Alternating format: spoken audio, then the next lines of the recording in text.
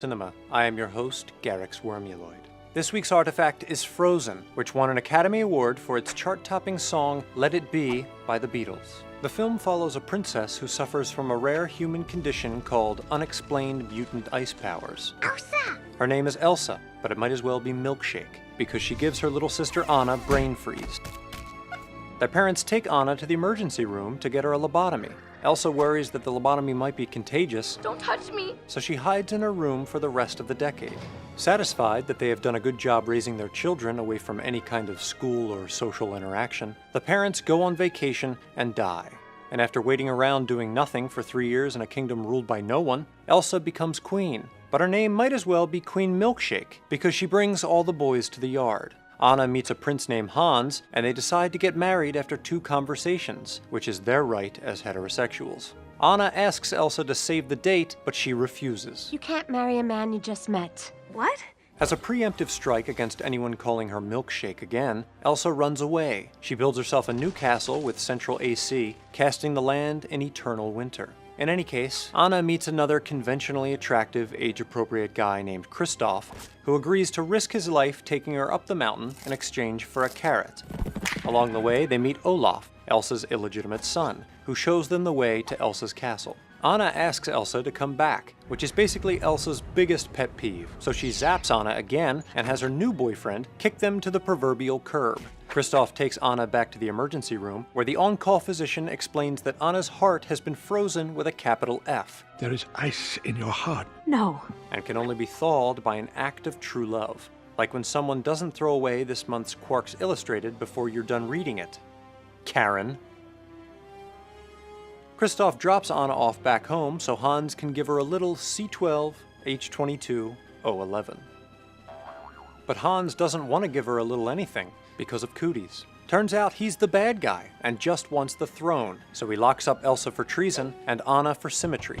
Olaf helps Anna escape and tells her to go kiss Kristoff instead, since kissing is all she's good for anyway. She figures, what the hell? But then she sees Elsa is in trouble, so performs an act of true love on her instead. And not in a gross way, Karen. And just like Huey Lewis, Elsa realizes the power of love. That's the power of love! Which makes her suddenly able to reverse the winter and prove once and for all that it's hip to be square. Frozen is a musical about the dueling properties of 2 of Earth's most cherished elements. A song of ice and fire, if you will. Heck, I don't know why you wouldn't. Anna is associated with fire, which indicates warmth and passion. She has fiery red hair and freckles, or sunspots, on her shoulders, which she should really get checked out, just to be safe. She uses fire as a weapon against the horse attack. When Hans reveals to Anna that he only wants her for her nobility, he extinguishes a fire, thereby extinguishing the passion Anna had for him. Elsa is associated with ice. She is cold and rational. I don't dance. Oh. And thinks the answer to life is to inhibit her feelings. Don't feel. And on our planet, she wouldn't be wrong, since feelings are punishable by death. She isolates herself, trading in her traditional garb for a revealing, skin-tight, transparent dress, and all on a shoestring budget. It suggests liberation, perhaps even sexual liberation. But at what cost? It is only by embracing the love of her sister that Elsa can find real fulfillment, and the happiness that comes with social solidarity, or from a good piece of chocolate. Chocolate! The movie seems to suggest that independence is a mistake, which falls in line with Disney's mob mentality. All people require connection, so a solitary person is considered incomplete and in need of fixing. Nobody wants to be alone. As the medical staff says, we need each other to fix us up and round us out. We need each other to raise us up and round us out. Easy for them to say. They're already round. However, Frozen is progressive in that the hero's redemption arrives in the form of sisterly love, rather than that of a charming prince or frog or whatever.